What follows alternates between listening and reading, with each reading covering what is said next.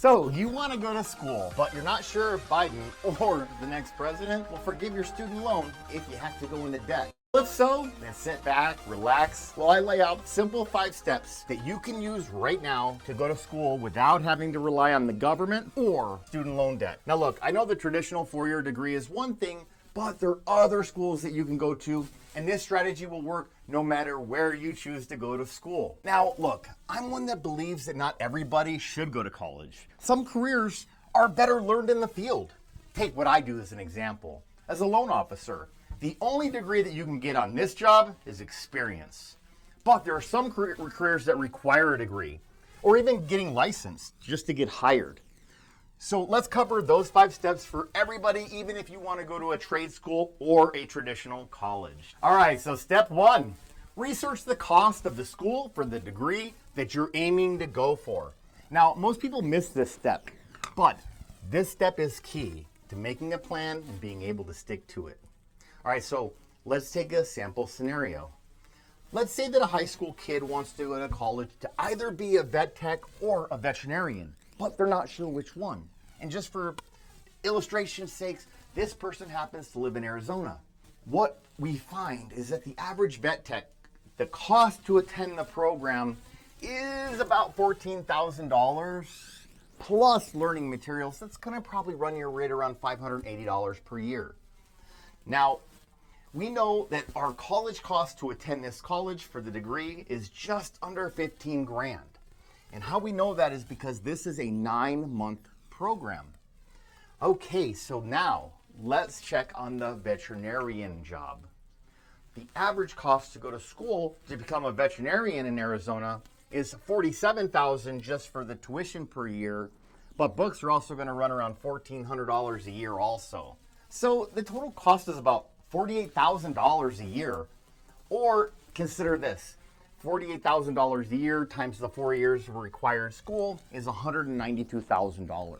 Now look, it's required before you attend this program that's going to cost you $192,000 that you also have a degree in undergrad studies, meaning that you're going to have to go to school for 4 years prior to taking the $192,000 course. And you're going to spend $30,000 per year for about 4 years, costing another 120 grand. So the total cost of schooling to become a veterinarian is $312,000. Getting into debt is really one of the worst things that you can do, especially unsecured government-backed debt. Now, we've all heard that credit card debt is one of the worst types of debt to get into. And the big reason for that is because it's unsecured. You know what they say, the borrower is a slave to the lender. And I don't want you to be a slave, and I'm sure you don't want to either. So that's why we're taking this education. Step number 2, you gotta research the salary range for your chosen profession. Now, you might ask, Tim, how am I gonna find out what a veterinarian and a vet tech make without going and asking them? There's a great place on the internet that you can go called salary.com. So if we go over to salary.com, what we'll find is that the median income for a vet tech is right around $36,690 per year. And when we look at veterinarians, they make a median income of somewhere around $99,000 to $150,000 per year. Okay, so now we have some numbers to compare, but we haven't made a decision.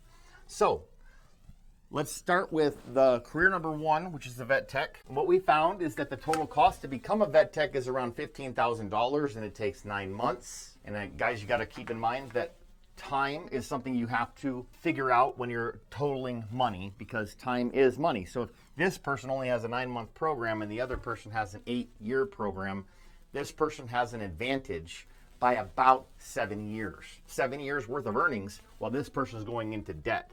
I hope that makes sense. So now let's analyze the veterinarian. The veterinarian total cost is $312,000 for all 8-year degree. Okay. Now let's analyze these. So a vet tech works for about a year, and they're going to have just enough money to have justified the cost of schooling. That's really not a bad deal. But if we look at the veterinarian, they're making about $100,000. So they're going to have to work for over 3 years to justify the cost of college. Now, another big thing to consider is lifestyle. Yeah, the vet is harder to become, and it does cost a ton more, but the income will be higher for the next 20 years if you choose this option. Or you might just want to help dogs and cats and think that vet tech is a better decision. Without doing this step, you'd likely make a decision that you'd regret in the future. So make sure that you take this step whenever you're looking at going to college. All right, so step number 3, we need to look for grants and scholarships. Almost every school is likely to have some kind of a grant program and probably scholarship program as well. Now, you might say, "But Tim, I heard that these grants and scholarships are only available for the traditional 4-year degree." that's actually not true. See, I've done some research and I was able to find a few great sites that you can go to apply for grants and scholarships in just minutes. And every little bit of money counts at this phase. So make sure not to skip this step. Even if you're just able to find a scholarship for $1,500, maybe that's a 10% saving off of being a vet tech, which isn't going to cost you anything except sitting in front of a computer or a phone filling out applications. And don't just apply for one. Make sure that you apply for them all. That way you can maximize this strategy. I know people that have gone to college for free using this free strategy. All right, I know this one is a tough one, but step number 4, hey, get a job that you can work around your school schedule. There's a ton of jobs that you can do, like you could become a sandwich artist at Subway, or you could work as a server for a local restaurant that serves food while you're not in school. This can be a great way to earn, and you're going to learn. Not only are you going to learn a valuable education and work ethic, but you're also going to be learning while you're in school and paying for it yourself by working your way through. This is going to build the self-confidence that you're going to need in the world. Now, I remember when I was 19, I had a job working at a company called MCI World Cup selling long distance. Wait a minute. Cut. Okay, there's no way that anybody is going to know what long distance is. Let's go with the other one. Or let's just cut that part out. Yeah, let's do that. All right. I remember when I was 19 and I had a job working at MCI WorldCom. I was reading one of my friend's sociology books. They were actually in college at University of New Mexico. And sure enough, it posted that the average income for careers based on the education. At the time, the career that I had chosen would only have been paying me about $20,000 after a 4-year degree, which would have cost me $22,000 a year, totaling $88,000 for my education. Now look, I don't know why. I'm just a numbers guy, so I couldn't really be passionate about the career because I knew the value of making money since I'd not only had a job at McDonald's, but I'd also worked at a local restaurant when I was a kid bussing tables. All of this was not only experience, but I got paid while I was learning. Now, let me tell you a quick story. As a loan officer, I often run into these big builders, and they do hundreds of homes every year. In 2018, I met a builder, and he used to do 400 to 500 starts per year here in the state of Arizona. And you might be asking, Tim, what is a start? Before they actually build a house, the builder has to go and apply for a building permit from the county or the state.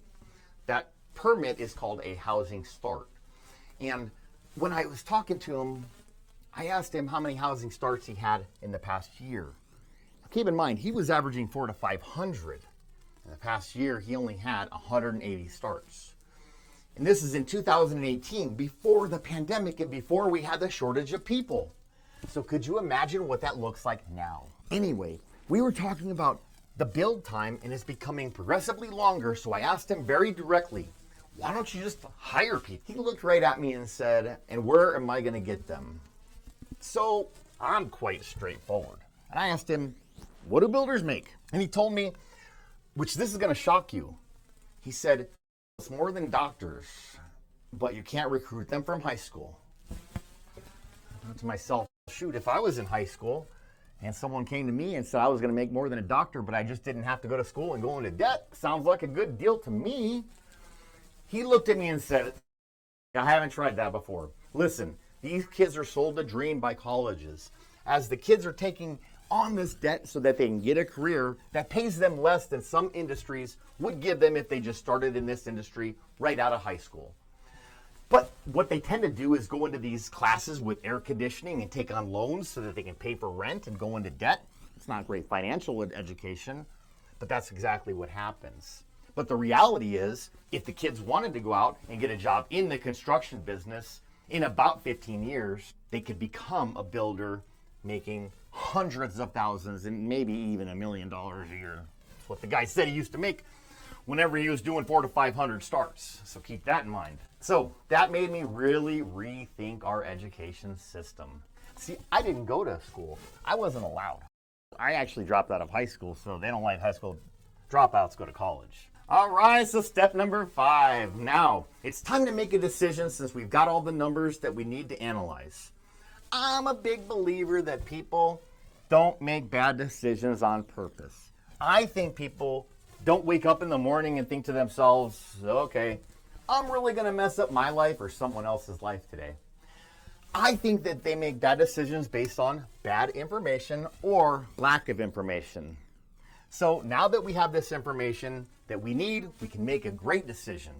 All right, guys, well, just wanted to get you this information. I hope this is valuable. If so, consider liking, sharing, subscribing, and we'll catch you next time.